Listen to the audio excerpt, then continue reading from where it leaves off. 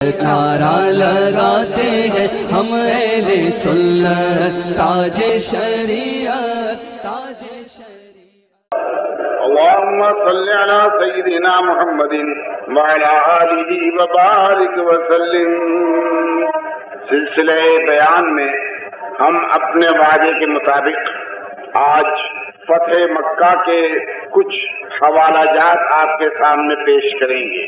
کل ہم نے صلح حدیبیہ میں آپ کو بتایا تھا کہ صلح حدیبیہ کی شرائط میں سے ایک شرط یہ تھی کہ 10 برس کی مدت میں دونوں فریق ایک دوسرے کو امن میں رہنے کی اور رہنے دینے کی کوشش کریں گے۔ شرط میں یہ بھی تھا کہ جو قبیلہ چاہے وہ سرور عالم صلی اللہ تعالی علیہ وسلم کے عہد اور امان میں داخل ہو جائے، اور جس قبیلے کا جی چاہے وہ مکے کے قریشیوں کی عہد و امان میں داخل ہو جائے۔ اور اس شرط کے مطابق فوراً قبیلہ بنو بکر مکے کے قریشیوں کے عہد و امان میں داخل ہو گیا، اور قبیلہ بنو خزاعہ سرور عالم صلی اللہ تعالی علیہ وسلم کے عہد و امان میں داخل ہو گیا، اور اس طرح سے یہ معاہدہ 10 برس کے لیے مکمل ہوا۔ ہم نے آپ کو یہ بتایا تھا کہ معاہدے کی ایک شرط جسے مسلمانوں نے بہت زیادہ اپنے لیے دکھ دینے والی شرط سمجھا وہ یہ تھا کہ مکے سے اگر کوئی شخص مسلمان ہو کر سرور عالم صلی اللہ تعالی علیہ وسلم کی بارگاہ میں آئے گا تو حضور والا اسے واپس مکے بھیج دیں گے، اور اگر سرور عالم صلی اللہ تعالی علیہ وسلم کا کوئی آدمی دین اسلام چھوڑ کر مرتد بن کر مکے واپس جائے گا تو مکے والے اسے حضور کو واپس نہیں کریں گے۔ اس شرط کے مطابق ابو جندل کو واپس کیا گیا ہے، اور جب سرکار دو عالم صلی اللہ تعالی علیہ وسلم مدینہ منورہ پہنچ گئے تو ابو بصیر آپ کی بارگاہ میں مسلمان ہو کر حاضر ہوئے مکے سے، اور اس کے ساتھ ہی سرداران مکہ کا ایک خط ایک عامری نوجوان اور اس کا غلام لے کر بارگاہ رسالت میں آئے، اور قریشیوں نے مطالبہ کیا ہمارے آپ کے معاہدے کے مطابق ابو بصیر مسلمان ہو کر آپ کے پاس چلے گئے ہیں، انہیں واپس کر دیا جائے۔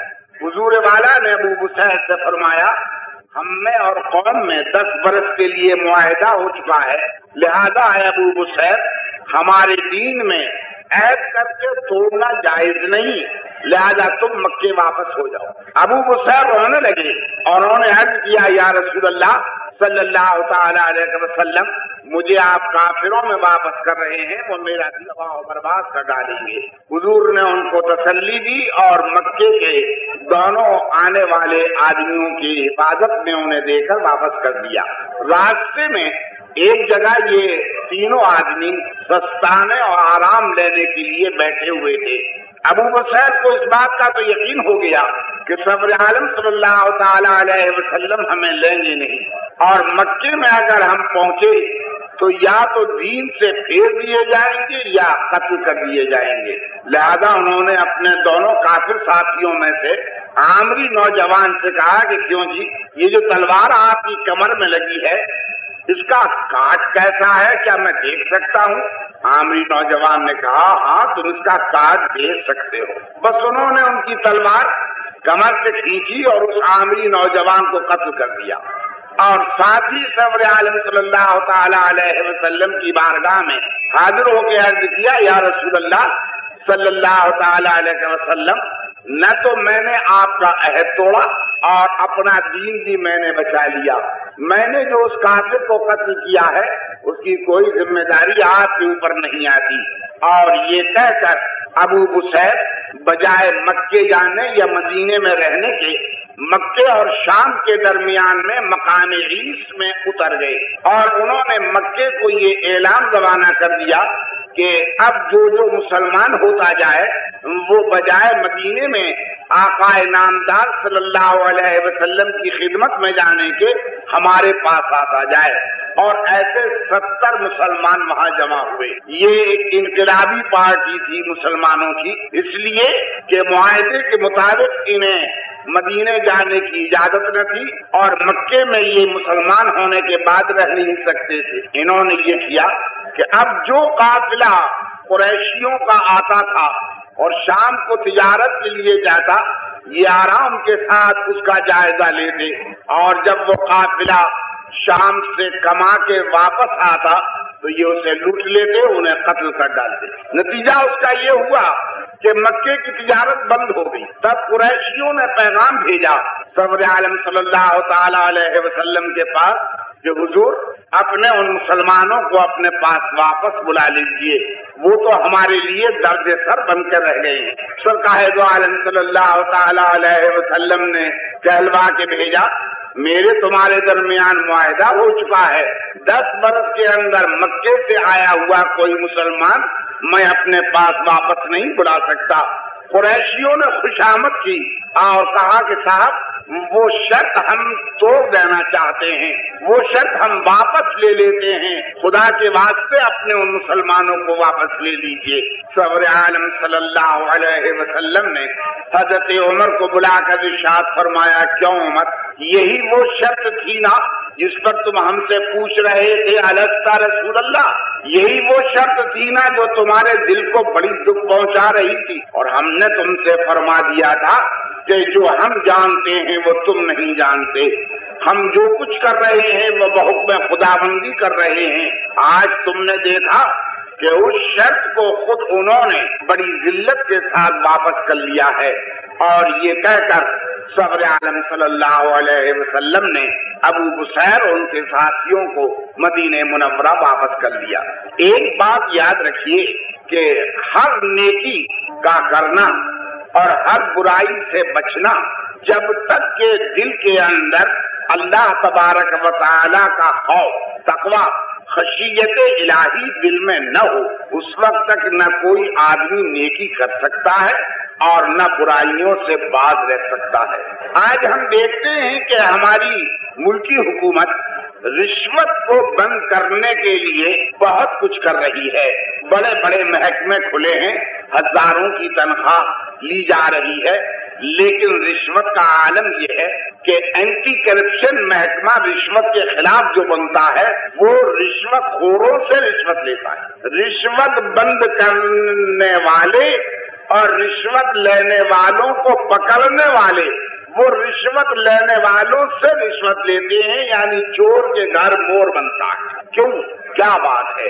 آج شراب بندی کا محکمہ بڑے زور شور سے چلتا ہے، لیکن ہم اور آپ اچھی طرح سے جانتے ہیں کہ گھر گھر، کھاڑیوں کھاڑیوں، کونوں کونوں، محلے محلے، گٹر گٹر، کون سا ایسا محلہ، کون سا ایسا گٹر ہے جہاں شراب نہیں بنتی اور نہیں بیچی جاتی؟ کیوں؟ یہ سارے انتظامات ناقص کیوں ہو جاتے ہیں؟ حکومت اپنے پورے اقتدار کے باوجود ان مجرموں کے سامنے ناکام کیوں ہو جاتی ہے؟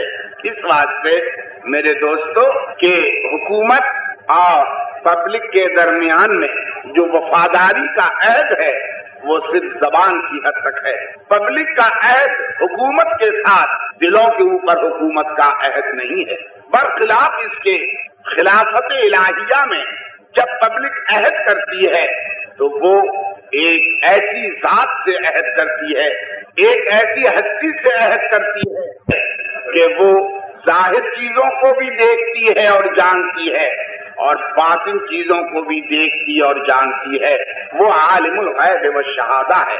خلافت الہیہ میں پبلک اللہ تبارک و تعالی سے وفاداری کا عہد کرتی ہے اور تقوی الہی کے اوپر، اللہ کی خشیت اور ڈر کے اوپر خلافت الہیہ کی سلطنتوں کا دار و مدار ہوتا ہے۔ لہذا ایک سچا متقی مسلمان اگر تنہائی میں بیٹھا ہوتا ہے، بالکل اکیلے میں ہوتا ہے، اس وقت میں حکومت کا کوئی نمائندہ یا کوئی سپاہی وہ اس کو پکڑنے کے لیے موجود نہیں ہوتا، اس کے جرم کے اوپر کوئی دیکھنے والا موجود نہیں ہوتا، لیکن وہ جانتا ہے کہ میرے جرم کو کوئی انسانی آنکھ دیکھے یا نہ دیکھے، لیکن ایک آنکھ ضرور دیکھ رہی ہے، اور وہ ایک آنکھ اس کی آنکھ ہے کہ جس کی آنکھ سے کوئی چیز پوشیدہ نہیں ہے۔ کہنے کا مطلب یہ ہے کہ یہ معاہدہ تو ضرور کر لیا تھا کافران قریش نے کہ 10 سال کے اندر ہمارے اور آپ کے درمیان میں کوئی بدعہدی نہیں ہوگی، لیکن چونکہ ایک فریق ان میں کا کافر تھا، وہ اللہ پر ایمان نہیں رکھتا تھا، اللہ کے عالم الغیب و شہادہ ہونے پر اس کا یقین نہیں تھا، ان کے دلوں میں تقویٰ اور خشیت الہی کے جذبات موجزن نہیں تھے، لہذا ان کی شرارت نے 2 برس ہی کے اندر ان کی شرارت رنگ دکھا دی۔ میں نے آپ کو بتایا تھا کہ قبیلہ بنو بکر قریشیوں کے ساتھ چلا گیا تھا اور خزاعہ کا قبیلہ سرور عالم صلی اللہ تعالی علیہ وسلم کے ساتھ آ گیا تھا۔ ان دونوں قبیلوں میں صلح سے پہلے آپس میں چل رہی تھی ہمیشہ سے۔ جب یہ صلح ہوئی تو کچھ دن کے لیے یہ دونوں ایک دوسرے کے ساتھ صلح کے ساتھ رہے، لیکن قبیلہ بنو بکر کی جبلی شرارت نے انہیں مجبور کیا اور انہوں نے خزاعہ والوں پر رات کو شبخون مارا۔ شبخون کہتے ہیں ایسی جنگ کو کہ جو رات کو سوتے ہوئے کسی گروہ کے اوپر لوگ ٹوٹ پڑے، جبکہ نہ کوئی تیاری کر سکتا ہے، نہ ان کے پاس ہتھیار لگانے کا موقع ہوتا ہے، رات کو سو رہے، مثلاً ایک محلہ رات کو سو رہا ہے اور ایک گروہ کا گروہ آئے اور محلے کو لوٹ لے جائے، تو ظاہر ہے کہ اگر وہ وہاں پر پہلے سے چیلنج دیتا، وارننگ دیتا کہ ہم لڑنے کے لیے آ رہے ہیں، تو ہو سکتا تھا کہ محلے والے بھی تیاری کرتے، برابر کی اگر تیاری نہ بھی ہوتی تو کم سے کم اتنا ہوتا کہ اگر 2 ادھر کے مارے جاتے تو ایک ادھر کا بھی پٹ جاتا، لیکن سوتے ہوئے پہ جو حملہ کیا جائے اس کا تو کوئی علاج اور مداوا ہی نہیں ہے۔ رات کو انتخابات بکر کے قبیلے نے شبخون مارا سوتے ہوئے خزاعوں پر، اور قریشیوں نے باوجود اس کے کہ وہ یہ عہد کر چکے تھے کہ ہم لڑائی کے اوپر کسی کی مدد نہیں دیں گے 10 برس میں، لیکن ایک تو ان کو ہتھیار دیے اور اس کے ساتھ ساتھ گھاٹے باندھ کر خفیہ طور پر قبیلے بنو بکر کی مدد بھی کی شبخون مارنے میں۔ بس خدا والے جب اچھی طرح سے بیچارے پٹ چکے، لٹ چکے، تو ان میں کا ایک آدمی اسے اپنے آقا و مولا یاد آئے اور اس نے وہی مکے سے ایک نعرہ بلند کیا، یا رسول اللہ الغیاث، یا رسول اللہ الغیاث، اے اللہ کے رسول ہماری مدد کو پہنچیے۔ اب میں آپ کو ایک بات بتا رہا ہوں، یہ ایرے غیرے نسوے خیرے جن کو میں عین غین کے نام سے موسوم کرتا ہوں، بات میں یہ کہا کرتے ہیں کہ سرور عالم صلی اللہ تعالی علیہ وسلم کو غیب کی کیا خبر، وہ تو اپنی پیٹھ پیچھے کی بات کو بھی نہیں دیکھ جانتے، وہ تو دیوار پیچھے بھی اپنے کسی بات کو نہیں پہچان پاتے، لیکن تاریخ کے اوراق نہیں، حدیث کے اوراق گواہ ہیں کہ قبیلے بنو خزائی کا پکارنے والا مکے میں پکار رہا تھا، اور سرکار دو عالم صلی اللہ تعالی علیہ وسلم مدینہ منورہ میں ام المومنین سیدنا میمونہ رضی اللہ تعالی عنہا کے حجرے میں بیٹھے ہوئے وضو فرما رہے تھے۔ یکایک آپ نے کہا لبیک، پھر فرمایا لبیک۔ لبیک کے معنی عربی زبان میں آتے ہیں حاضر ہوا، ہاں کیا بات ہے، آتے ہیں۔ ام المومنین حضرت میمونہ نے یہ لفظ جو سنا تو انہیں حیرت ہوئی، وہ یہ سمجھ نہیں پائیں کہ حضور لبیک کسے کہتے ہیں، پکارنے والا تو کوئی سامنے نہیں ہے، آواز تو کسی کی آ نہیں رہی ہے، حضور کو کوئی بلانے والا سامنے دکھائی تو دیتا نہیں، تب حضور لبیک کسے کہتے ہیں؟ انہوں نے عرض کیا یا رسول اللہ صلی اللہ تعالی علیہ وسلم، آپ نے لبیک کسے فرمایا؟ ارشاد فرمایا میمونہ قبیلہ بنو خزاعہ پر مصیبت آئی ہے اور ان کا پکارنے والا مجھے مدد کے لیے پکار رہا ہے، میں ان کو کہہ رہا ہوں لبیک کہ ٹھہرو میں آتا ہوں۔ اب آپ خیال کیجئے کہ مکہ مکرمہ مدینہ منورہ سے 350 میل ہے، 350 میل ادھر سرور عالم صلی اللہ علیہ وسلم کو مدد کے لیے پکارا جا رہا ہے، اور 350 میل ادھر سرور عالم صلی اللہ تعالی علیہ وسلم اس کی آواز سن رہے ہیں۔ تو پہلا معجزہ اور حضور والا کی پہلی قدرت و اختیار تو یہ ہے کہ 350 میل کا فاصلہ حضور والا کے سننے میں آڑے نہیں آتا۔ اور دوسرا معجزہ یہ ہے کہ حضور والا لبیک فرما رہے ہیں، میں آتا ہوں، میں آیا، ہاں میں نے سنا۔ حضور والا کی یہ آواز پکارنے والا بھی سن رہا ہے کہ سرور عالم صلی اللہ تعالی علیہ وسلم نے ہماری بات سن لی ہے۔ تو اس سے یہ معلوم ہوتا ہے کہ سرکار دو عالم صلی اللہ تعالی علیہ وسلم کے سننے، دیکھنے اور بولنے کے لیے میلوں کے فاصلے کوئی چیز نہیں ہے۔ میں آپ کو ایک حدیث پاک سناؤں جو 2 لفظوں سے مشکات اور طبرانی کی حدیث ہے۔ مشکات میں تو یوں کہا ہے، ان اللہ زوّا لی الارض فرأیت مشارقها ومغاربها۔ مولا تبارک و تعالی نے زمین کو میرے لیے سمیٹ دیا تو میں اس کے پوربوں کو بھی دیکھ رہا ہوں اور اس کے پچھموں کو بھی دیکھ رہا ہوں۔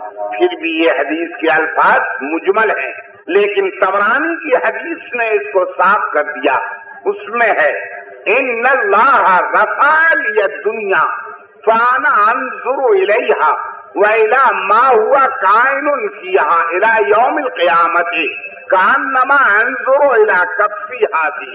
اللہ تبارک و تعالی نے دنیا کو میرے لیے اٹھایا تو میں دنیا کو دیکھ رہا ہوں، اور دنیا میں جو کچھ قیامت تک ہونے والا ہے اسے بھی دیکھ رہا ہوں اور دیکھتا رہوں گا۔ صیغہ ہے مضارع کا، اور ارباب طالب علمان عربیت جانتے ہیں کہ مضارع کا صیغہ عربی زبان میں حال اور استقبال میں مشترک ہوا کرتا ہے۔ تو مشترکاً بیان فرما رہے ہیں کہ کانما انظرو انا انظر الیہا وَإِلَى مَا هُوَ كَائِنٌ فِيهَا إِلَى يَوْمِ الْقِيَامَةِ كَأَنَّمَا أَنظُرُ إِلَى كَفِّ هَٰذِهِ۔ میں دیکھ رہا ہوں زمین کی طرف اور دیکھتا رہوں گا، دیکھ رہا ہوں جو کچھ زمین میں قیامت تک ہونے والا ہے اور دیکھتا رہوں گا۔ کہتے کانما انظر الی کفی هذه، جیسے کہ میں اپنی ہتھیلی کو دیکھ رہا ہوں۔ تو سرکار دو عالم صلی اللہ تعالی علیہ وآلہ بارک وسلم ہم سے کہتے ہیں کہ اے سنیوں، تم جو سرکار دو عالم صلی اللہ علیہ وسلم کے علم غیب کے قائل ہو، تم کہتے ہو کہ حضور والا حاضر ہیں اور ناظر ہیں، اس کے اوپر کیا دلیل ہے؟ اب مجھے بتاؤ، اس سے زیادہ موٹی دلیل اور کیا پیش کی جائے کہ حضور والا خود فرما رہے ہیں میں حاضر ناظر ہوں، ساری زمین پر پوری زمین کو دیکھ رہا ہوں، اور زمین میں قیامت تک جو ہونے والا ہے اسے ایسے دیکھ رہا ہوں جیسے اپنی ہتھیلی کو دیکھ رہا ہوں۔ تو سرکار مطالع المسرات فی شرح دلائل الخیرات میں ارشاد فرماتے ہیں کہ جبریل امین علیہ الصلاۃ والسلام سدرۃ المنتہا سے چلے سرور عالم صلی اللہ تعالی علیہ وسلم کی بارگاہ میں حاضر ہونے کے لیے اپنے آشیانے سے اڑے۔ آپ کو میں نے معراج میں بتایا تھا کہ 7واں آسمان اس دنیا سے، زمین سے 7,000 برس کا راستہ ہے، اور 7ویں آسمان سے سدرۃ المنتہا تک 7,000 برس کا راستہ ہے۔ تو زمین سے سدرۃ المنتہا 14,000 برس کا راستہ ہے۔ ایک گھوڑا تیز رفتار اگر چلا دیا جائے اور وہ دن رات ایک رفتار سے چلتا رہے، نہ کہیں رکے، نہ کہیں پانی پیے، نہ دانا لے، بس چلتا ہی رہے 24 گھنٹے تک، تو 14,000 برس کے بعد سدرۃ المنتہا میں پہنچے گا۔ لیکن جبریل سدرۃ المنتہا سے ادھر چلے اور ادھر سرور عالم صلی اللہ تعالی علیہ وسلم کو جبریل کی خوشبو پہنچتی ہے، اور حضور فرماتے ہیں جبریل آ رہے ہیں ہمارے پاس۔ میرے دوستو، 14,000 برس کا راستہ جب میرے آقا و مولا محمد الرسول اللہ صلی اللہ تعالی علیہ وسلم کے لیے ایسا ہی ہو گیا جیسا کہ بھائی خوشبو کے معنی ایسا ہی تو ہے کہ یہاں خوشبو لگی ہو میرے ناک میں آ رہی ہے، جیسے فٹ 1.5 فٹ، جیسے فٹ 1.5 فٹ کا فاصلہ، ایسے ہی 14,000 برس کا فاصلہ نہیں۔ مجھے کہنے دیجئے کہ عرش معلیٰ جس کے فاصلے کے متعلق آپ کوئی حد مقرر نہیں کر سکتے، عرش معلیٰ بھی سرکار دو عالم صلی اللہ تعالی علیہ وآلہ بارک وسلم کے آنے اور جانے کے لیے صرف اتنا ہی تھا کہ دروازے کی زنجیر ہلتی رہی تھی اور بستر حضور والا کا گرم رہا تھا۔ جس بندے کو اللہ تبارک و تعالی نے یہ قدرت و قوت عطا فرمائی ہو، اس کے لیے یہ کہہ دینا کہ وہ ہمارا جیسا معمولی بشر ہے، معاذ اللہ رب العالمین، اس کو کہتے ہیں عیاری اور اسے کہتے ہیں غداری۔ لہذا میں ان کو کہا کرتا ہوں عیار و غدار۔ تو سرور عالم صلی اللہ تعالی علیہ وسلم نے سنا اور جواب دیا، اور اس کے بعد دوسرے روز عمرو بن سالم خزاعی ان کا پیامبر سرور عالم صلی اللہ علیہ وسلم کی خدمت میں حاضر ہوں، تو میں ایسے غداروں کے ساتھ کوئی معاہدہ کر کے میں اس کے اوپر بھروسہ نہیں کر سکتا۔ یہ خط آپ دیکھیے، آپ غور فرمائیے کہ ملکی اور ملی مسالے کے لحاظ سے آپ اس کو سیاسی نظروں، حضور والا صلی اللہ تعالی علیہ وسلم کا یہ خط کتنا نرم تھا، کتنا صلح آمیز تھا، کتنا حق اور حقیقت سے بھرا ہوا تھا، مگر ان مغروروں نے آقا دو عالم صلی اللہ تعالی علیہ وسلم کو جواب دیا کہ محمد سے کہہ دینا کہ ہمیں نہ تمہارے معاہدے کی پرواہ ہے اور نہ ہم تمہاری کسی دھمکی میں آنے والے ہیں، تمہارے جو جی میں آئے وہ کر لو۔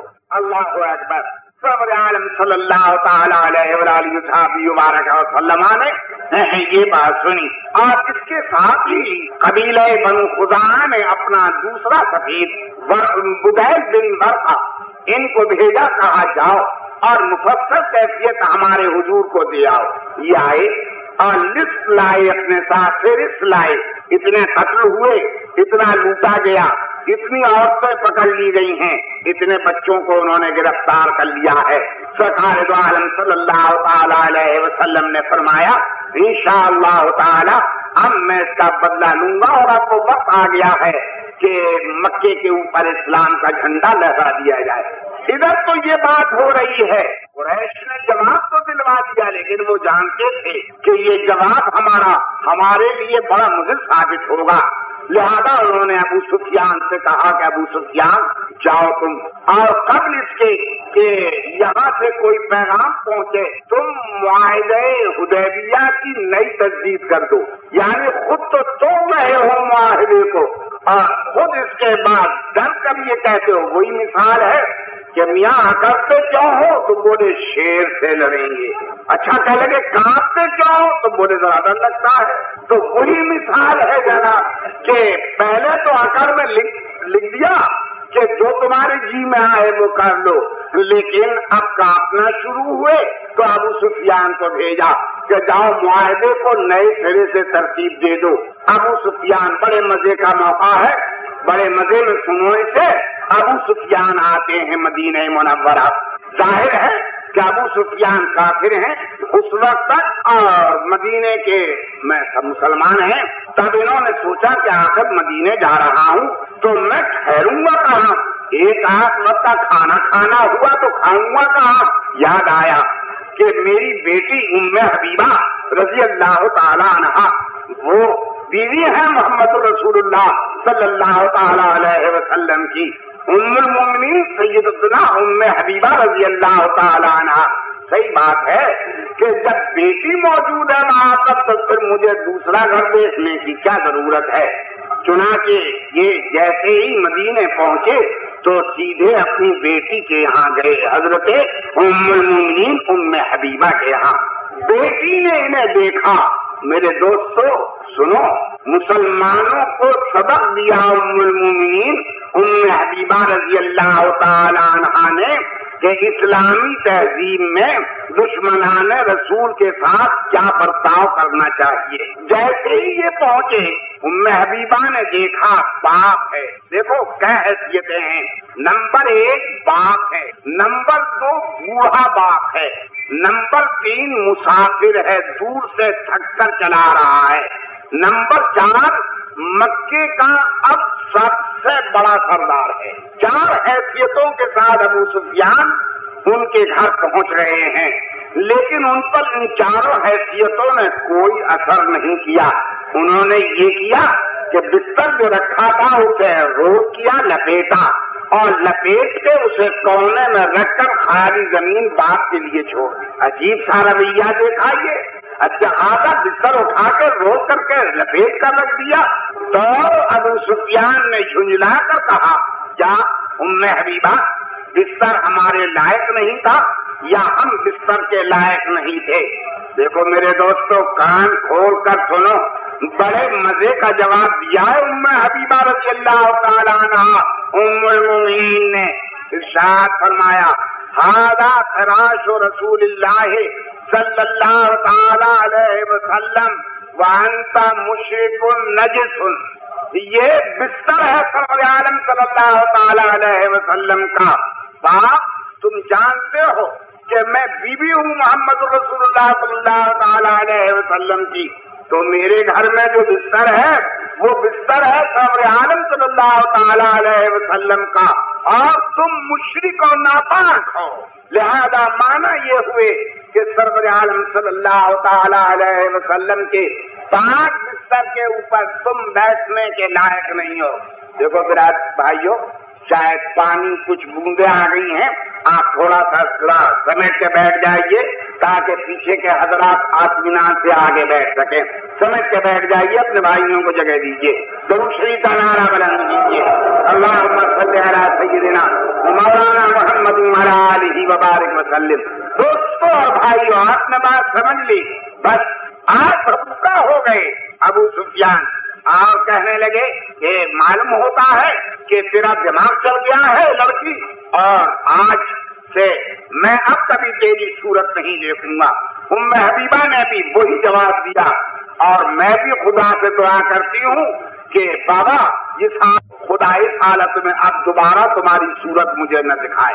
یہاں سے جلبلاتے ہوئے ابو سفیان حضرت ابوبکر رضی اللہ تعالیٰ عنہ کے پاس گئے، کہنے لگے ابن ابی قحافہ بڑی مصیبت آ گئی ہے، قریش تباہ ہو جائیں گے۔ ہاں غلطی ہوئی ان سے کہ انہوں نے شب خون میں کچھ مدد دے دی ہے، لہذا میں حدیبیہ کی معاہدے کو نیا کرنے کے لیے آیا ہوں، جس سے ہمارا معاہدہ ہو جانا چاہیے۔ حضرت ابوبکر رضی اللہ تعالیٰ عنہ نے فرمایا سنو ابو سفیان، تم نے ایسا کام کر دیا ہے کہ قائد عالم صلی اللہ تعالی علیہ وسلم بڑے ناراض ہیں، بڑے جلال میں ہیں، میری مجال نہیں ہے کہ میں حضور سے تمہاری سفارش کر سکوں۔ مایوس ہو کر حضرت عمر ابن خطاب رضی اللہ تعالیٰ عنہ کے پاس پہنچے، کہنے لگے اے ابو حفص، تم ہمارے بھائی کے لڑکے ہو، خطاب سے میری بڑی دوستی تھی، کیا تم اپنے رفیق اور اپنے ساتھی سے میری سفارش نہیں کر سکتے کہ صلح حدیبیہ دوبارہ کر لی جائے؟ حضرت عمر خطاب نے فرمایا میں تو خدا سے یہ دعا کر رہا ہوں کہ تھوڑی دیر کے لیے مجھے قوت عطا فرما دے تو میں تیرے ساتھیوں کی گردن ماروں۔ میرے پاس آیا ہے، میں کروں گا تیری سفارش، جا چپکے چاپ نکل جاؤ، مجھے غصہ نہ دلاؤ، ورنہ اگر کہیں میری تلوار کو غصہ آ گیا تو تمہاری گردن سلامت نہیں رہے گی۔ چل لیے یہ ہاتھ ہے، اب کہاں جاؤں؟ سوچ کر پہنچے حضرت سیدہ فاطمہ زہرا رضی اللہ تعالیٰ عنہا کے گھر۔ مرتضیٰ علی سے کہنے لگے دیکھو علی، ہم اور تم ایک ہی شاخ کے دو پھل ہیں، تم اور ہم یک جدی ہیں، تم بھی بنو عبد مناف ہو، میں بھی بنو عبد مناف ہوں، تم میرے چچیرے ہو، میں تمہارا چچیرا ہوں، ایک بہت ہی سنکٹ کی بات لے کر آیا ہوں، کیا تم ہماری سفارش نہ کر سکو گے؟ علی مرتضیٰ نے فرمایا نہیں، آج کا دن سفارش کا نہیں ہے، میں تمہاری سفارش کرنے سے مجبور ہوں۔ فاطمہ زہرا سے کہنے لگے کہ کیوں بیوی، تم ہماری سفارش کر سکتی ہو، اور دیکھو یہ تمہارا بچہ حسین سامنے کھیل رہا ہے، اگر تم ان سے کہہ دو یہ اپنے نانا سے میری سفارش کر دیں اور حدیبیہ کا معاہدہ نیا ہو جائے تو یہ بچہ ہمیشہ کے لیے مکے کے عربوں کا سردار مان لیا جائے گا۔ فاطمہ زہرا نے ارشاد فرمایا، سنو ہے ابو حنظلہ، میرا بچہ ابھی ننھا سا بچہ ہے، ابھی ان کی عمر ہی کیا ہے، ابھی ان باتوں کے اندر میں اپنے بچے کو نہیں ڈالنا چاہتی۔ کہنے لگے بھائی مجھے بتاؤ میں کروں کیا؟ مولا علی نے فرمایا دیکھو کرو کیا یہ تو میں نہیں جانتا، مگر ہاں تم کہتے ہو کہ بتاؤ تو بتا ہی دیتا ہوں، تم جاؤ سرور عالم صلی اللہ تعالی علیہ وسلم مسجد میں تشریف فرما ہے، تم مسجد کے کنارے کھڑے ہونا اور کہنا کہ میں نے حدیبیہ کی صلح کو نیا کر دیا، بس یہ کہہ دینا۔ کہا اس سے نفع پہنچے گا؟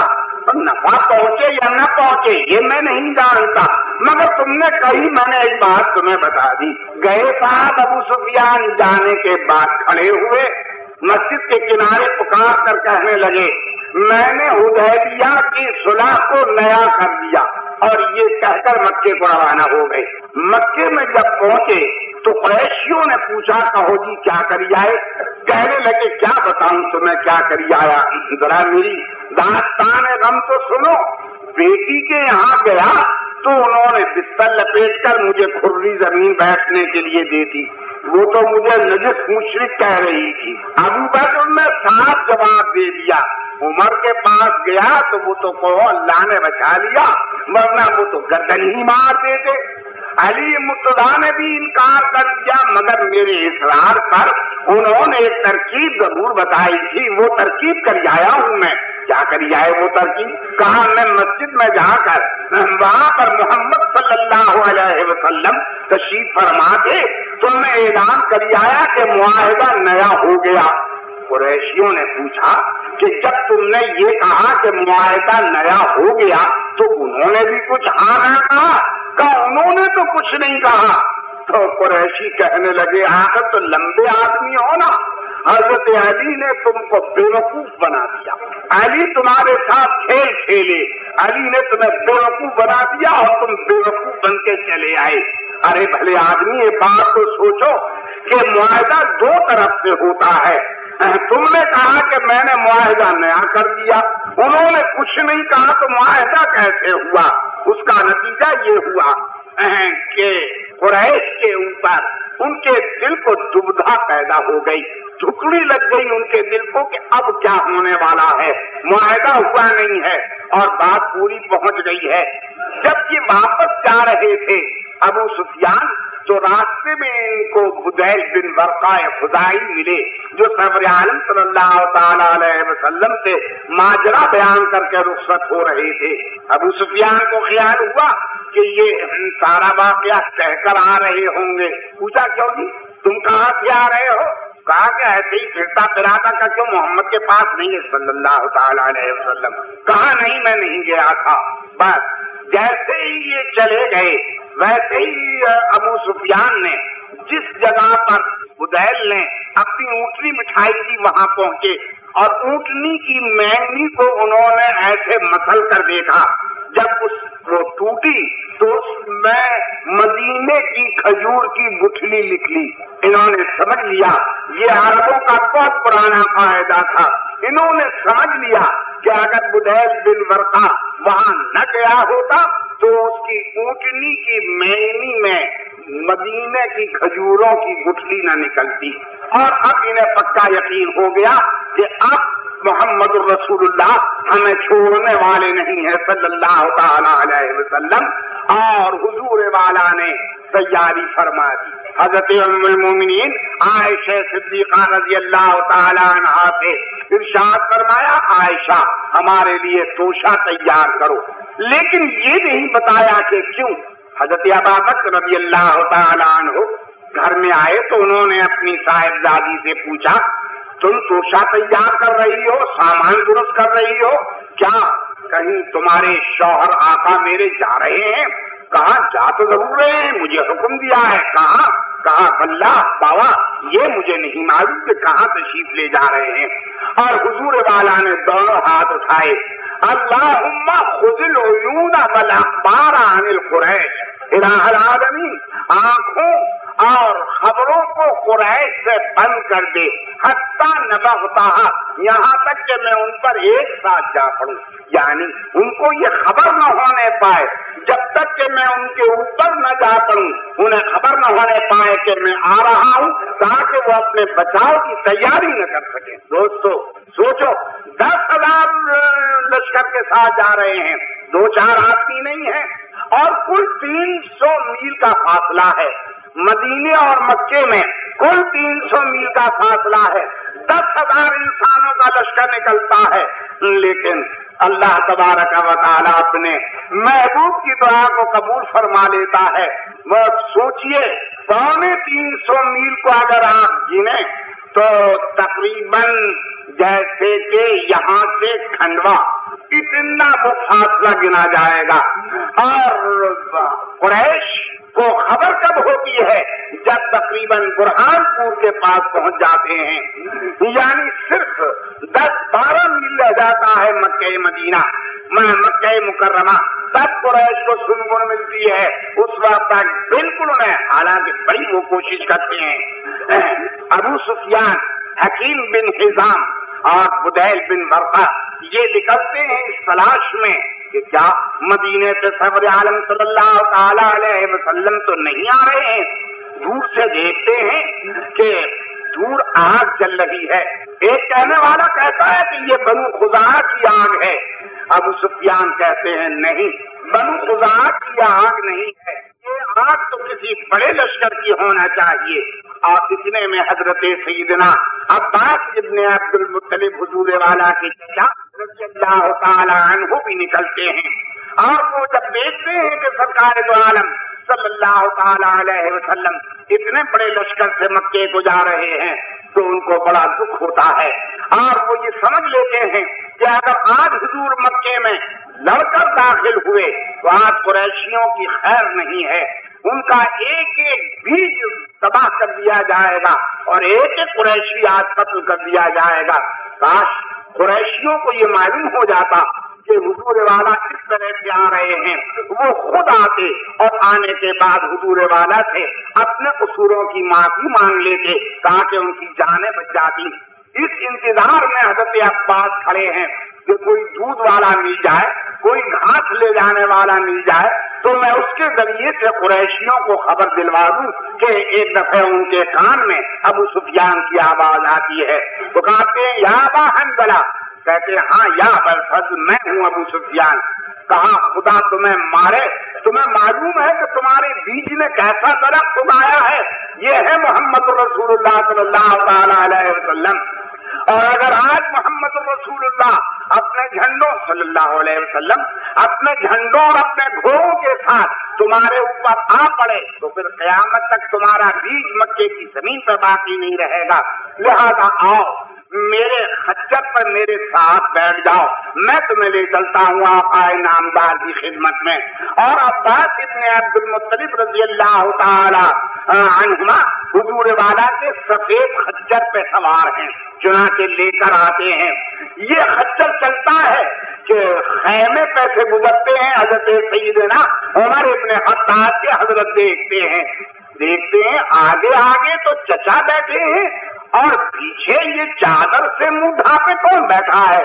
حضرت عمر نے ذرا نشان سے دیکھا، کہنے لگے اللہ اکبر انت عدو اللہ، وہ خدا کے دشمن تو بیٹھا ہوا ہے، اللہ کا شکر ہے کہ بغیر کسی معاہدے اور عہد کے آج تو میرے پلے پڑ گیا، اب تجھے میں بغیر مارے نہیں چھوڑوں گا۔ حضرت عباس نے یہ بات سنی اور اپنے خچر کو کوڑا مار کر بارگاہ رسول میں حضرت عمر سے پہلے پہنچ گئے صلی اللہ علیہ وسلم، اور اتنے میں حضرت عمر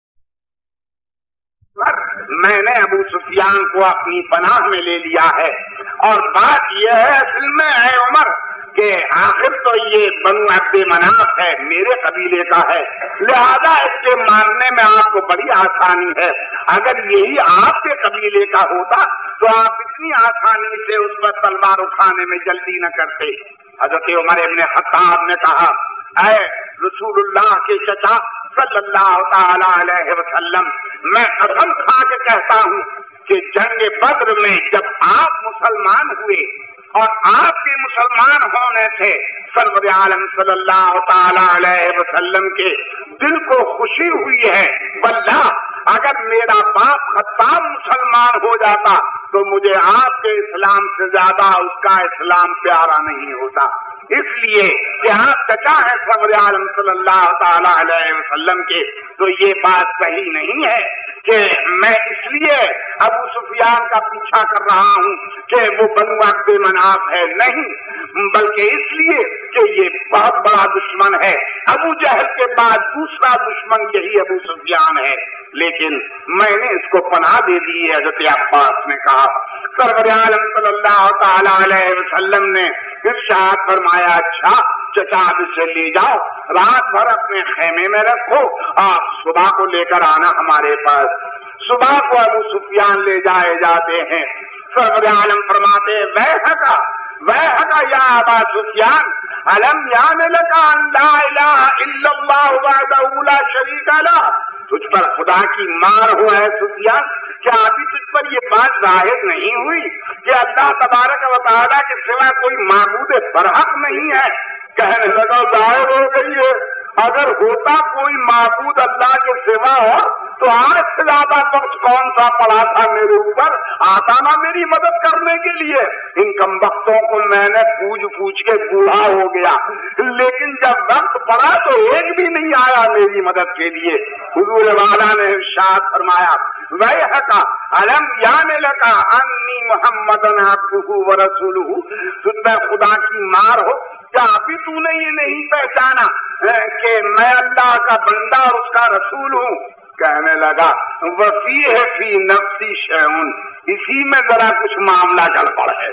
ये तो मैं समझ गया कि अल्लाह के सिवा कोई माबूद बरहक नहीं है, मगर ये कि तुम अल्लाह के रसूल हो, इसी बारे में कुछ जरा सी दिल में शक वाक़ हो रहा है।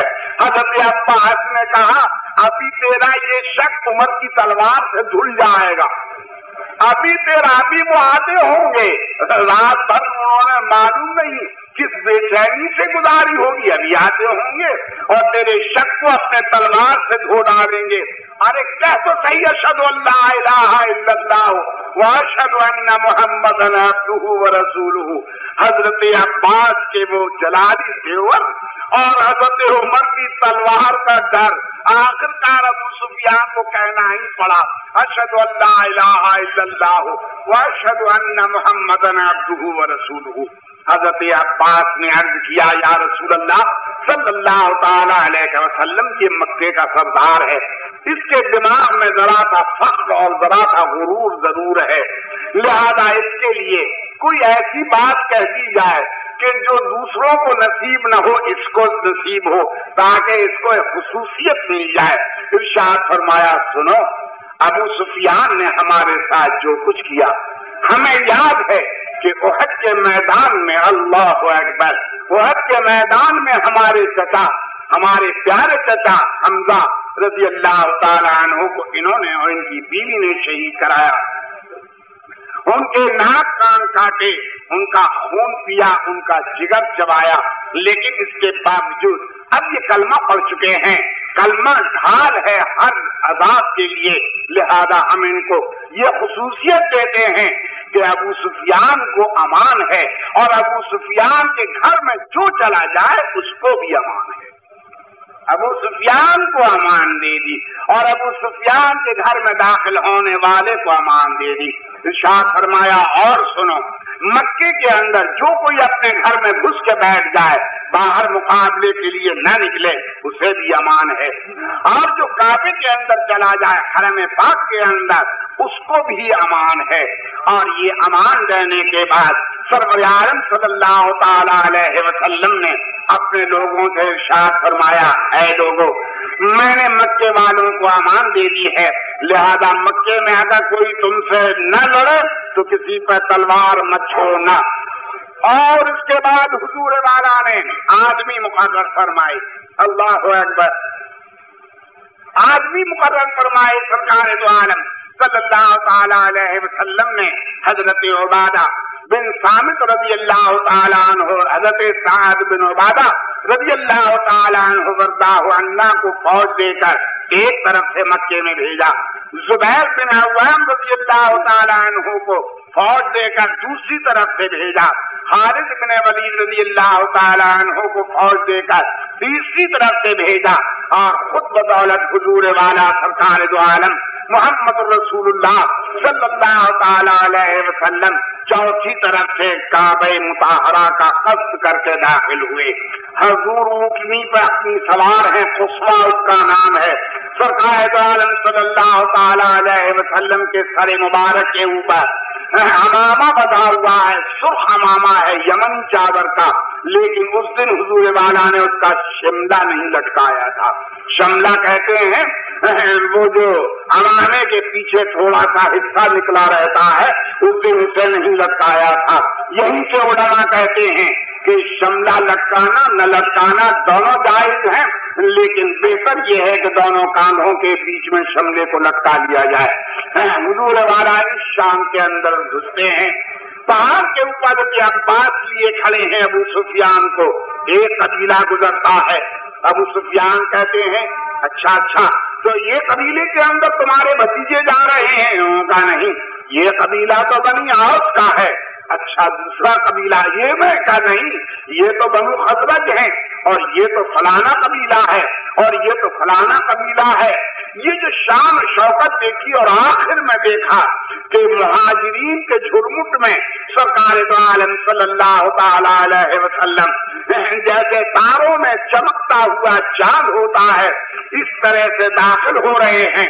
اور جب مکے میں حضور والا داخل ہوئے، کعبہ سامنے آیا تو حضور والا کو غالباً یاد آ گیا کہ ایک رات وہ تھی جب میں اپنے ایک تنہا دوست کے ساتھ اس اپنے آبائی شہر سے نکالا گیا تھا، اور راتوں رات غاروں میں چھپتے ہوئے ہم مدینہ منورہ کو پہنچے تھے۔ الحمدللہ رب العالمین، آج ایک وہ دن ہے کہ میں اپنے 10,000 جانثاروں کے ساتھ دن کے اجالے میں تلواریں لیے ہوئے آج مکے میں دوبارہ داخل ہو رہا ہوں۔ اللہ تبارک و تعالیٰ کے شکر کے جذبات حضور والا پہ غالب آتے ہیں، تو سرکار دو عالم صلی اللہ تعالی علیہ وسلم اپنے رب کے حضور اپنا سر جھکا دیتے ہیں، اور اونٹنی کے کوہان کے اوپر حضور والا سجدہ کرتے ہیں، یہاں تک کہ حضور کا سر اقدس اونٹنی کے پالان سے جا لگتا ہے۔ میں نے تمہیں کہا تھا نا پرسوں کہ سرکار دو عالم صلی اللہ تعالی علیہ وسلم کے 4 سجدے، ان میں کا ایک سجدہ تھا وقت ولادت جب حضور والا نے اپنی امت مانگی تھی، دوسرا سجدہ تھا بدر میں جب اپنے ساتھیوں کے لیے نصرت مانگی تھی، تیسرا سجدہ ہے فتح مکہ کا جب کعبے پر حضور جھنڈا لہرا رہے ہیں اسلام کا، اور 5واں سجدہ ہوگا قیامت کے دن شفاعت کبریٰ کا۔ یہ حضور والا کے 4 سجدے ہیں، اور خدا کی قسم ساری امت کے سارے سجدے میرے آقا کے ان 4 سجدوں کے اوپر قربان ہونے کے لائق ہیں۔ سرکار دو عالم صلی اللہ تعالی علیہ وسلم اپنی اونٹنی پہ سوار ہو کر آتے ہیں، اللہ اکبر، کعبہ مطہرہ میں تشریف لاتے ہیں۔ حضور کے ایک ہاتھ کے اندر ایک بیت ہے، بلال حبشی ساتھ ہیں، صدر عالم صلی اللہ تعالی علیہ وسلم کعبے کا طواف کرتے ہیں، اور اس چھڑی سے اس لکڑی سے حجر اسود کو چھو کر اور اس کا استلام فرماتے ہیں۔ جب 7 طواف کر چکتے ہیں تب سرکار دو عالم صلی اللہ تعالی علیہ وسلم بلاتے ہیں کہ بلاؤ اسے عثمان بن طلحہ کو بلایا جائے۔ عثمان بن طلحہ شیبی جن کے ہاتھ میں کنجیاں رہتی تھیں کعبہ مطہرہ کی، شیبی آتے ہیں، حضور شاہ فرماتے ہیں کنجیاں ادھر مجھے سپرد کرو۔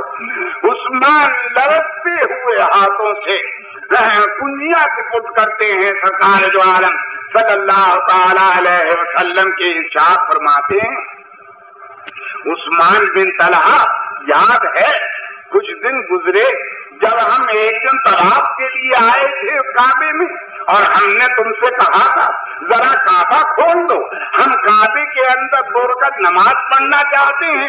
تم نے کہا تھا کہ میں کعبہ آپ کے لیے نہیں کھول سکتا، اس لیے کہ قریش نے منع کر دیا ہے، محمد پر کعبہ نہیں کھولا جا سکتا صلی اللہ تعالی علیہ وسلم۔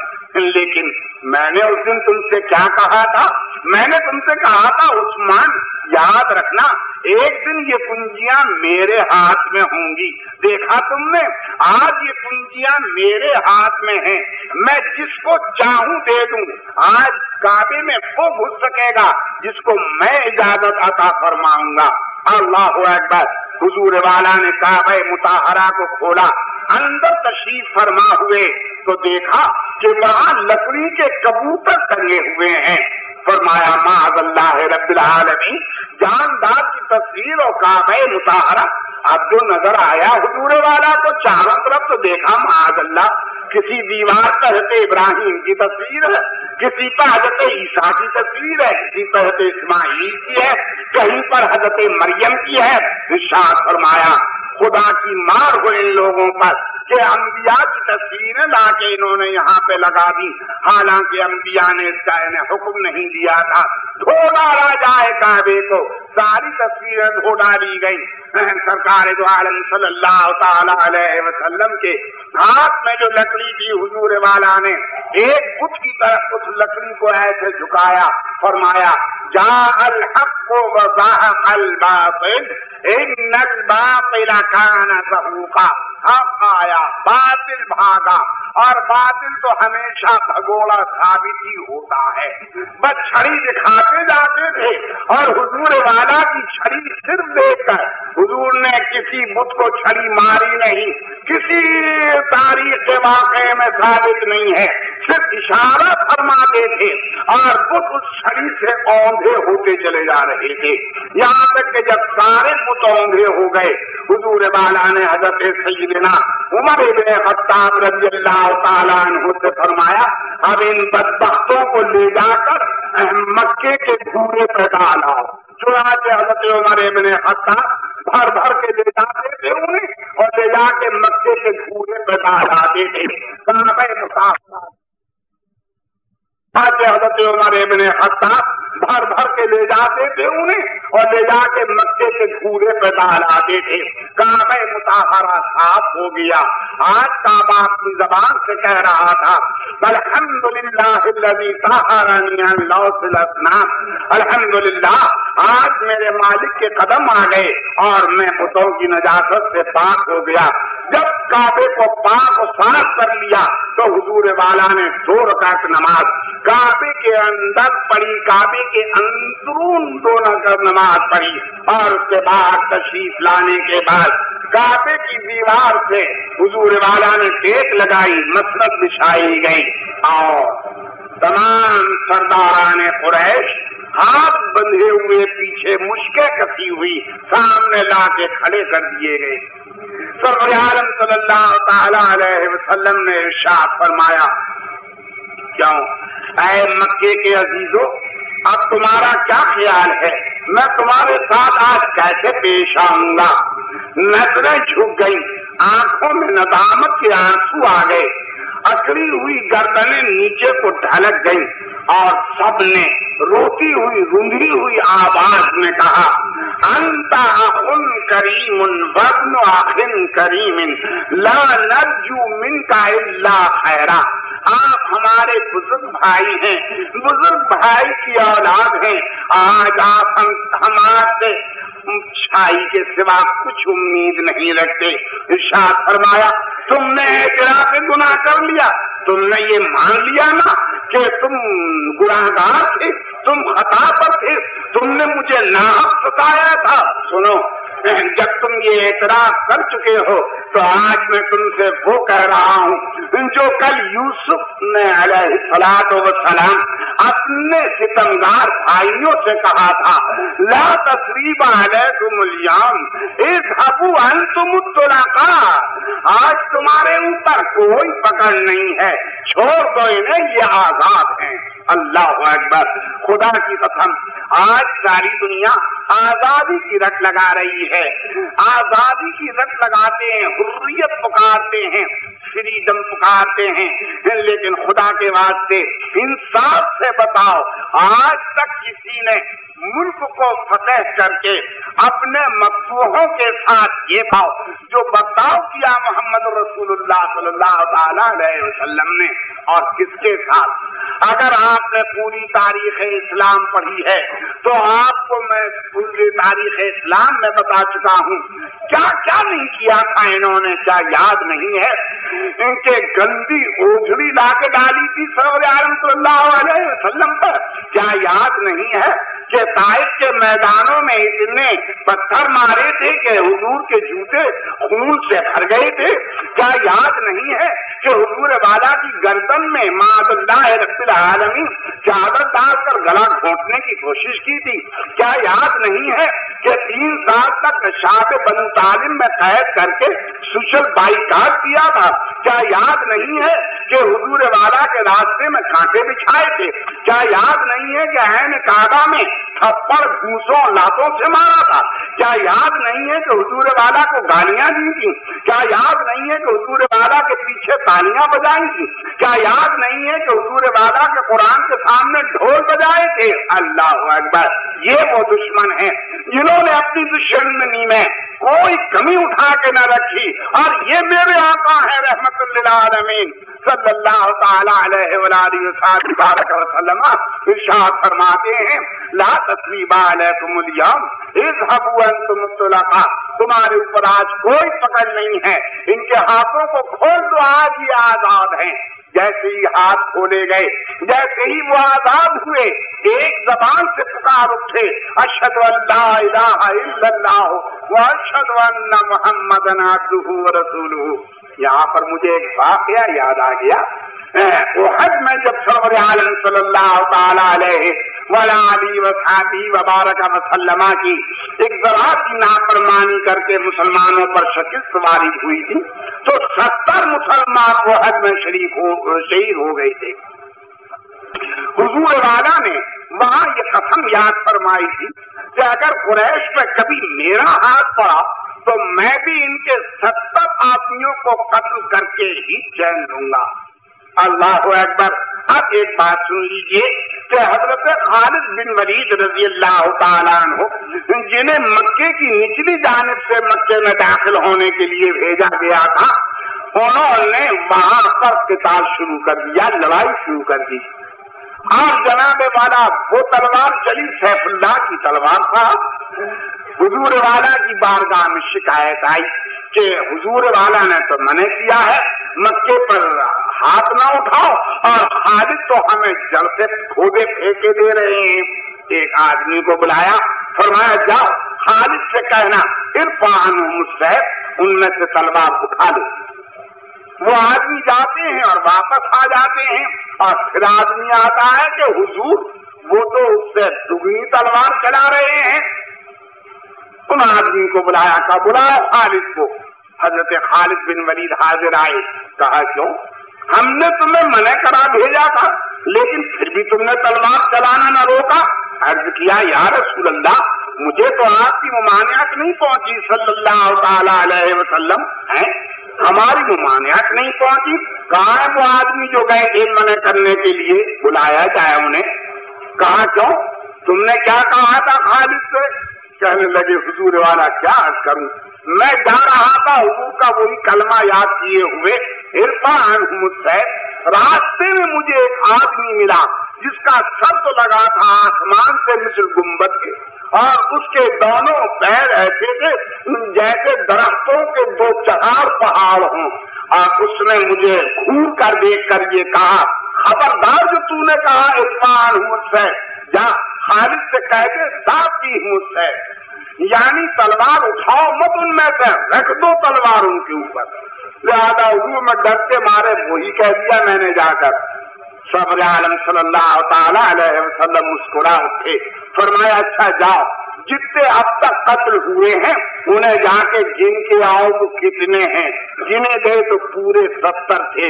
इरशाद फरमाया उहद के मैदान में मैंने कसम खाई थी कि अगर कभी कुरैश पे मेरा हाथ पड़ गया तो मैं उनके 70 जरूर कत्ल करूंगा। आज कुरैश पे मेरा हाथ पड़ा लेकिन मैंने उन्हें अमान दे दी थी, मगर मेरे रब ने मेरी कसम को पूरा करने के लिए उस फरिश्ते को भेज कर कहलवा दिया था कि मुझसे सरकार दो आलम सल्लल्लाहु ताला अलैहि वसल्लम ने काबे के दरवाजे पे खड़े होकर ऐलान फरमाया, आज अक़वाम मुत्तहिदा जेनेवा के मुआहदे के ऊपर फख्र करती हैं, अटलांटिक चार्ट के ऊपर फख्र किया जाता है कि हमने आज इंटरनेशनल तौर पर दुनिया को आजादी का एक चार्ट दिया है। झूठ बोलते हो तुम, गलत कहते हो तुमने दुनिया को आजादी का चार्ट नहीं दिया है, बल्कि दोनों तरफ से जैसे कि केकड़ा या मकड़ी अपने जाले के अंदर मक्खी को फांस कर चारों तरफ से जाल बिछाती है, इस तरह से आज दुनिया की इस्तिबदादी हुकूमतों ने चारों तरफ से इंसानियत को अपने जाल में फांसने के लिए ये धोखे के चार्ट तैयार किए हैं। चार्ट ये है किताब जो मोहम्मद रसूलुल्लाह नबीउल अम्न वल अमाना सल्लल्लाहु ताला अलैहि वसल्लम काबे के दरवाजे पे खड़े होकर इरशाद फरमाते हैं, ओ आजादी के नाम लेने वालों, तुमने जो आजादी दी है अपने कौमों को वो झूठी आजादी दी है। आज तुम्हारी आजादी में ऊंच नीच के भाव हैं। आज तुम्हारी दी हुई आजादी में गरीब तर होता जा रहा है और सरमायादार तर होता चला जा रहा है। गरीब का पैसा 16 आने से 12 आने पे आ रहा है और तुम्हारे सरमायादारों का पैसा 16 आने से 20 आने जा रहा है। लेकिन तुम्हारे भेदभाव खत्म न हुए, तुम सारे कानून बना चुके हो, लेकिन आज भी गांवों के अंदर ब्राह्मणों के कुएं से अछूत पानी नहीं पी सकता, ब्राह्मणों के भगवान को अछूत अपना भगवान नहीं मान सकता, ब्राह्मणों के मंदिर से अछूत प्रसाद नहीं ले सकता। लेकिन आओ देखो रहमत आदम सल्लल्लाहु ताला अलैहि वसल्लम मुहसिन आदम इंसानियत जो चार तैयार करते हैं फिर ताकि अन्न तैयार करते हैं, उसमें इरशाद फरमाते हैं, सुनो आज काबा उसके लिए हो गया जिसका काबा था, लिहाजा सारे माल, सारे सूद, सारे कत्ल, सारे खून जो अब से पहले किए गए थे वो अब मेरी ठोकर के नीचे हैं, मेरे कदमों के नीचे हैं, अब उनका कोई बदला नहीं चुकाया जाएगा। और उसके बाद सुनो आखिरी बात ये कह रहा हूँ, ऐ कुरैशियों, तुम में ऊंच नीच नसब और हसब की जो तुम्हारे यहाँ नखवत और तकब्बुर था, आज मैंने उसे खत्म कर दिया है, इसलिए कि अन्नासु अब्नाउ आदम व आदम में तुराब, लोग सारे के सारे आदम के बेटे हैं और आदम को अल्लाह तबारक व तआला ने मट्टी से पैदा किया था। सुनो या अय्युहन्नासु इन्ना खलक़नाकुम मिन ज़करिन व उन्सा वजअलनाकुम शुऊबन व क़बाइला लितआरफू इन्न अक्रमकुम इंदल्लाहि अत्क़ाकुम इन्नल्लाहा अलीमुन खबीर। ऐ लोगों सुनो, ये जो हमने कबीले कबीले बना दिए हैं, कोई मेमन है, कोई नूरबाप है, कोई सक्का है, कोई नद्दाफ है, ये सब इसलिए हैं ताकि तुम आपस में इम्तियाज रखो, बाकी इनके ऊपर छुटाई बढ़ाई छूट अछूत शुद्ध अशुद्ध का कोई दारो मदार नहीं है। अजमत और बढ़ाई, जिल्लत और शराफत का बदलाव ये है, जो तुमने ज्यादा तकवाशार है, ज्यादा दीनदार है, ज्यादा परहेजगार है, जो दीन का ज्यादा पाबंद है, जो खुदा से ज्यादा डरता है, जो ज्यादा पाकीज़ा दिल है, जो ज्यादा पाकीज़ा अमल है, वो اللہ کے نزدیک زیادہ بزرگ ہے۔ یہ کہہ کر سرور عالم صلی اللہ تعالی علیہ وسلم نے سارے بھید بھاؤ کو ختم فرما دیا اور آقا عالم محمد رسول اللہ صلی اللہ تعالی علیہ وسلم کعبے کے اوپر اسلام کا جھنڈا لہرا کر وہاں کچھ دن آپ نے اور تشریف رکھی اور کعبے کا مکمل انتظام کرنے کے بعد سرور عالم صلی اللہ تعالی علیہ وسلم مدینہ منورہ کو واپس آ گئے۔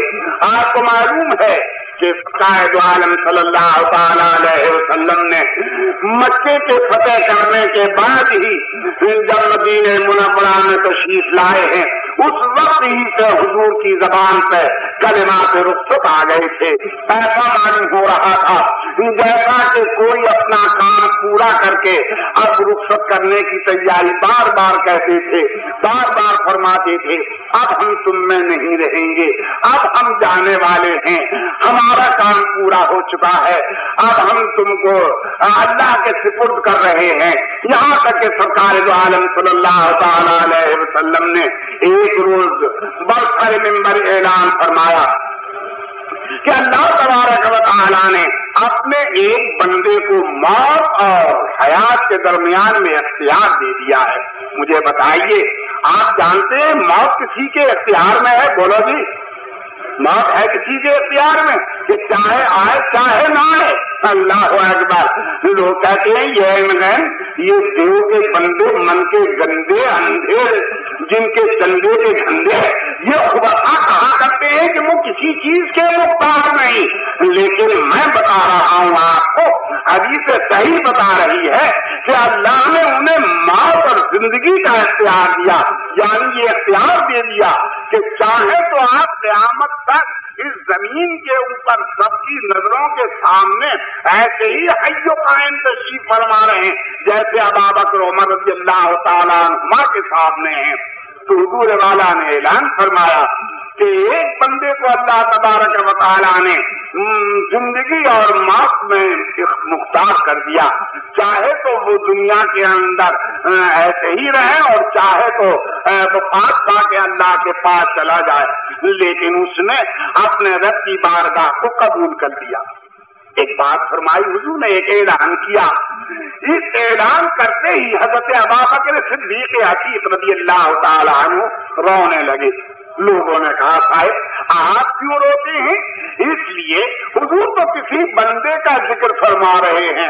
ارشاد فرمایا نہیں، حضور والا اپنا ہی ذکر فرما رہے ہیں، اس لیے کہ نبی کا کام ہوتا ہے اللہ تبارک و تعالی کے لیے اس کے دین کا راستہ صاف کرنا۔ سرور عالم صلی اللہ تعالی علیہ وسلم اپنا کام پورا کر چکے ہیں۔ کعبے کو حضور والا نے بتوں سے صاف کر دیا۔ ابراہیم علیہ السلام نے کعبہ اس لیے بنایا تھا، سرکار عالم صلی اللہ تعالی علیہ وسلم نے اس کی طرف کعبے کو پھر واپس کر دیا۔ اب حضور والا ہم میں زیادہ تشریف فرما نہ رہیں گے۔ لیجیے فتح مکہ ہم نے ختم کر دی، اب ذرا درود شریف کا ایک نعرہ بلند کیجیے، اللہم صلی وسلم وبارک علیہ۔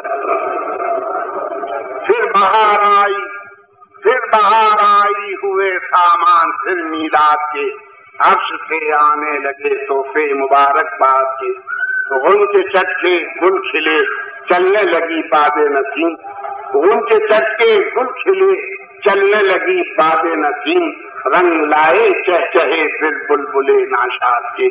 درود کا نعرہ بلند کیجیے۔ میں میلاد کر رہا ہوں آقائد عالم صلی اللہ تعالی علیہ وآلہ بارک وسلم۔ اللہ اکبر۔ ایک حدیث قدسی کا مضمون بیان کروں۔ مولا تبارک و تعالی ارشاد فرماتا ہے کنت کنزا مخفیہ، میں ایک مخفی خزانہ تھا، ایک مخفی خزانہ تھا، اس کی جلال و جمال پردے خفا میں تھے۔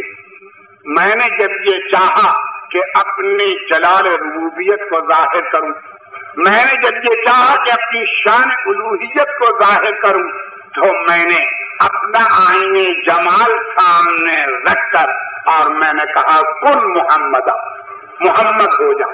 اللہ اکبر۔ اس رات کو کیا سمجھتے ہو؟ اپنا آئینہ جمال سامنے رکھ کر میں نے کہا کن محمدہ، یعنی اپنے آپ سے میں نے اپنی تجلی جمال سے میں نے کہا کن محمدہ۔ وہ ایک نور ایک ستون کے طور پر بڑھا اور بڑھ کر میرے آگے سجدہ ریز ہوا، میرے آگے اس نے سجدہ کیا۔ میں نے اس نور پاک کو فرمایا اب نوشتے لے آدم علیہ السلام کی امت میں جو کوئی میری فرما برداری کرے گا میں اسے جنت میں داخل کروں گا، جو میری نافرمانی کرے گا میں اسے دوزخ میں ڈالوں گا۔ قلم نے یہ مضمون لکھا، فرمایا 1,00,000 اللہ اکبر 1,83,999 یا وہ جتنے بھی آئے ان کے لیے یہی مضمون لکھتا چلا جا، قلم یہی لکھتا جا رہا ہے۔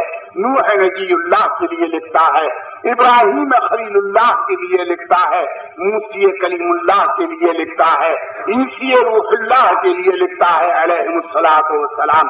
جب سارے انبیاء کے لیے یہ ایک مضمون لکھ چکا تب آخر میں خاتم الانبیاء محمد الرسول اللہ صلی اللہ تعالی علیہ وسلم کی امت کے لیے قلم نے لکھا، اور امت محمد صلی اللہ علیہ وسلم میں جو کوئی میری فرما برداری کرے گا میں اس کو جنت میں داخل کروں گا، جو کوئی میری نافرمانی کرے گا چاہتا تھا کہ لکھے میں اسے جہنم میں ڈالوں گا۔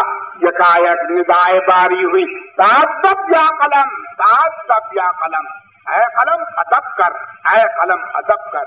اس خطاب باعثاب کو سن کر قلم بیچ میں سے شک ہو گیا اور 1000 برس تک لرزتا رہا جلال باری سے۔ 1000 برس کے بعد ید قدرت نے اس کے اوپر دوبارہ اس پہ خط رکھا اور ارشاد فرمایا لکھ امتم مذنبۃ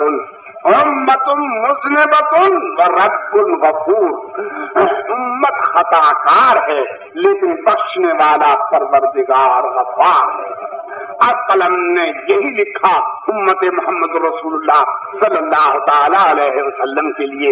ایک بات میں عرض کروں، قلم اللہ تبارک و تعالی نور محمد رسول اللہ صلی اللہ تعالی علیہ وسلم کے بعد دوسری مخلوق قلم ہے، دوسری مخلوق قلم ہے، اللہ کا قلم ہے۔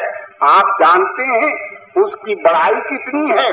ایک انسان گھوڑے پہ سوار ہو کر اگر قلم کے اس سرے سے چلنا شروع کرے تو اس کے اس سرے پر 1000 برس کے بعد پہنچ پائے گا۔ اللہ کا قلم ہے، یہ تو ہمارا فاؤنٹین پین تھوڑا ہی ہے کہ جس کو لیا اپنی جیب کے اندر کھونس لیا۔ اللہ کا وہ قلم ہے کہ جس نے ازل سے لے کے ابد تک ساری تقدیریں لکھی ہیں۔ لیکن اللہ کے قلم نے جب حسب معمول امت محمد رسول اللہ صلی اللہ تعالی علیہ وسلم کے بارے میں لکھنا چاہا کہ وہ جہنم میں ڈالے جائیں گے، مولا تبارک و تعالی نے انہیں خطاب کیا، اس کو ڈانٹ دیا۔ سوچئے بیٹھ کر اللہ تبارک و تعالی اپنے قلم کو امت محبوب کے معاملے میں صاف کرتا ہے۔ تو آج کے یہ دیو کے بندے یہ جو کھدر کی 1.5 گز کی پٹیاں باندھ کر آتے ہیں، اللہ اکبر، بخاری پڑھ کر ان کو بخار نہیں آتا، مشکوت کتاب الزکوت میں کتاب السلوط پڑھتے ہیں، اللہ اکبر، معاذ اللہ رب العالمین۔ آج ان کے قلموں کے اوپر وہ سینٹے کے قلم ہوں، بروم کے ہوں، یا وہ پارکر کے فاؤنٹین پین ہوں، جب ان سے توہین لکھتے ہیں محمد رسول اللہ صلی اللہ تعالی علیہ وسلم کی، تو بتائیے اس قلم اور اس کے لکھنے والے پر مولا تبارک و تعالی کا عتاب نہیں، عتاب تو حصہ احبا ہے، بلکہ عذاب الہی نازل ہونے والا ہے۔ اور اگر انہوں نے اپنی ان توہینوں سے دنیا میں توبہ نہ کی تو یاد رکھیے کہ ان کو عذاب ابدی سے سابقہ پڑے گا، اور اس دن یہ معلوم ہوگا کہ اللہ تبارک و تعالی جل جلالہ عم نوالہ کے محبوب کی توہین کرنے کا ان کو کیا بھگتنا ہے۔ سرکار دو عالم صلی اللہ تعالی علیہ وآلہ وسلم ارشاد فرماتے ہیں یا جابر ان اللہ خلق قبل الاشیاء نور نبی کا من نوری، اے جابر بے شک اللہ نے تمام نبیوں کے نور سے پہلے تیرا نبی کا نور پیدا فرمایا۔ دوسری حدیث میں ہے اول ما خلق اللہ نوری، سب سے پہلے اللہ نے جو چیز پیدا کی وہ میرا نور ہے۔ تیسری حدیث میں ہے کل الخلائق من نوری وانا من نور اللہ، تمام مخلوق میرے نور سے ہے اور میں خدا کے نور سے ہوں۔ فرماتے ہیں صبر عالم صلی اللہ تعالی علیہ وسلم پھر اس نور مبارک کے اللہ نے 10 ٹکڑے کیے، 9 ٹکڑوں سے عرش، کرسی، لوح قلم، جنت و دوزخ، چاند و سورج اور ملائکہ بنائے۔ 10ویں ٹکڑے سے وہ پیاری پیاری روح بنائی اور اس کو روح محمدی کا خطاب عطا فرمایا۔ اللہ اکبر۔ عالم ارواح میں سرکار دو عالم صلی اللہ تعالی علیہ وسلم روحوں کو سبق دیا کرتے، جو روح کامل ہو جاتی اسے کسی نبی کی روح بنا کر اس دنیا میں ہدایت کے واسطے بھیجا گیا۔ تو حضور معلم الارواح بھی ہیں اور سید الانبیاء بھی ہیں صلی اللہ تعالی علیہ وآلہ وسلم۔ اللہ کو جب یہ منظور ہوا کہ اپنی ربوبیت کو ظاہر کریں اور اس دنیا میں نسل آدم کو پھیلائیں، حضرت جبریل امین علیہ الصلوۃ والسلام سے کہا ایک مشت خاک لا کے ڈھونڈو۔ مشت خاک آئی، پتلا حضرت آدم علیہ الصلوۃ والسلام کا تیار کیا گیا۔ عرش کے سامنے یہ پتلا رکھا ہوا ہے، روح سے ارشاد فرمایا گیا ہے روح اس پتلے کے اندر داخل ہو جا۔ بھلا بتائیے روح عالم انوار میں، پتلا عالم خاک سے، تاریخ تھا، بالکل اندھیارا تھا۔ روح نے عرض کیا یا الہ العالمین اس اندھیاری کوٹری کے اندر میں جانے کے لیے تیار نہیں ہوں۔ فرمایا ہم سمجھ رہے ہیں، اے جبریل جاؤ، عرش کے کنگوروں میں ہمارے محبوب کا نور امانت رکھا ہوا ہے، اسے وہاں سے لے آؤ اور آدم کی پیشانی میں اس نور کو امانت رکھ دو۔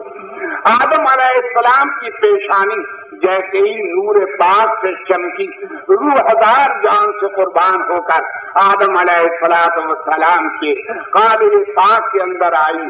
آدم علیہ السلام نے آنکھیں کھولی، سر اٹھایا، سر اٹھا کے انہوں نے عرش کو دیکھا تو اس پہ لکھا تھا لا الہ الا اللہ محمد رسول اللہ صلی اللہ تعالی علیہ وسلم۔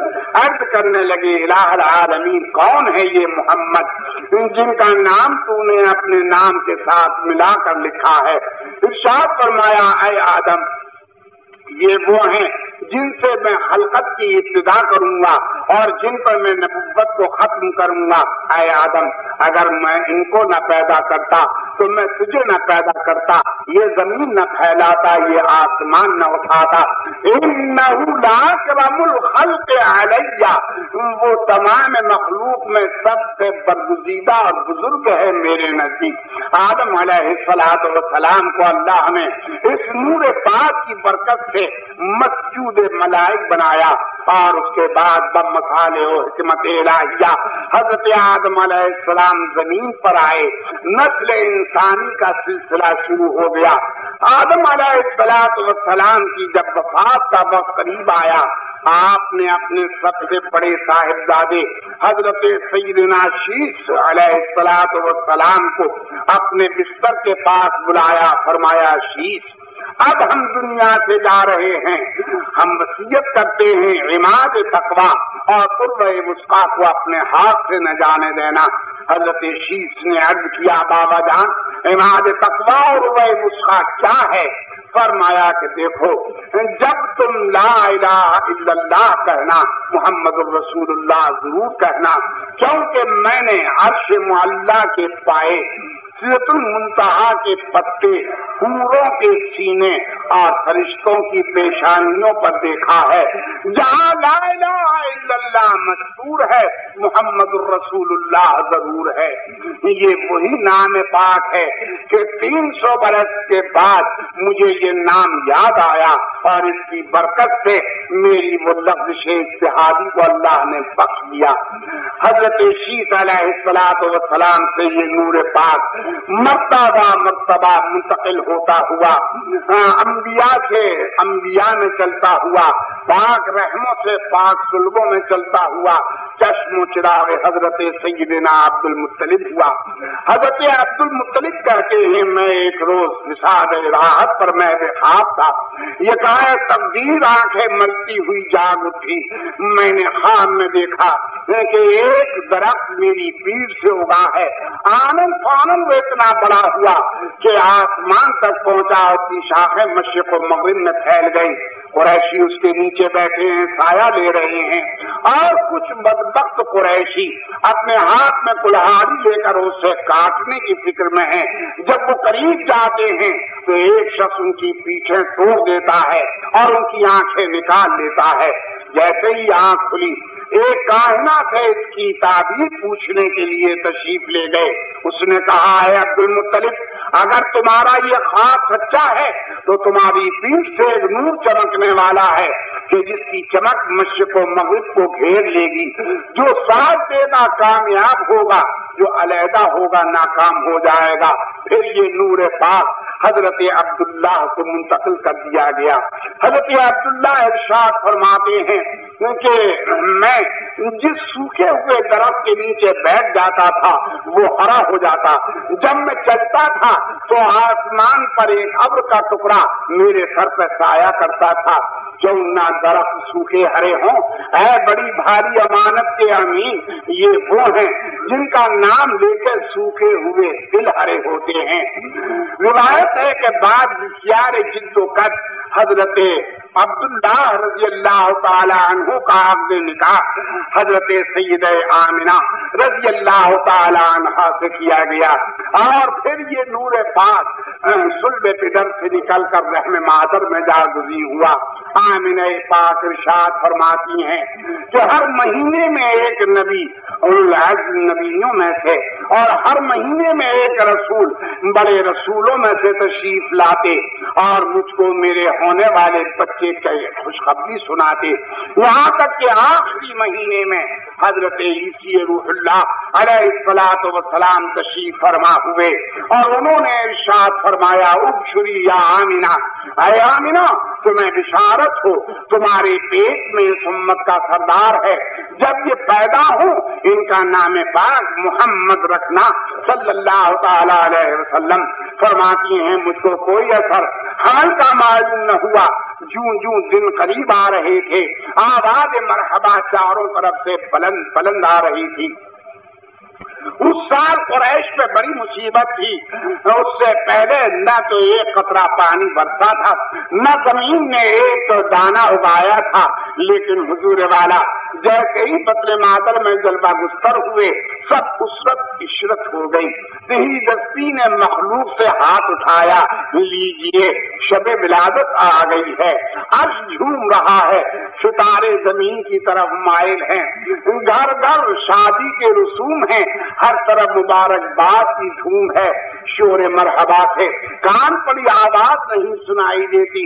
बुशरा लकुम की सदाएं बुलंद हैं, दरो दीवार पर बहारें लौट रही हैं। शैतान खिज़ा मुक़य्यद हैं, नसीम बहार चली है, शाख शाख से गले मिली है। फाख्ता शोर कूकू छोड़कर मुंतज़िर लिखा है, बुलबुले नाशाद के दिन फिरे हैं। गुल फरते मसर्रत से फूले नहीं समाते। कलियों की चटक से सलातुल्लाह ताला व सलामुहु अलैहि की आवाज आती है। बिजलियां सूरे नूर पड़ रही हैं اور گولیاں درود پڑتی ہوئی آسمان سے اتر رہی ہیں۔ اے انجمن والو ہوشیار، بعد ابا نصیب بے ادب بے نصیب۔ یہ وقت وہ ہے کہ آفتاب رسالت با ہزاران جاہ و جلال افق سعادت سے چمکنے والا ہے۔ گل بستان نبوت 700 رنگینیوں کے کھلا چاہتا ہے۔ وحوش طیور چشم برات وہ گوش پر آباد ہیں۔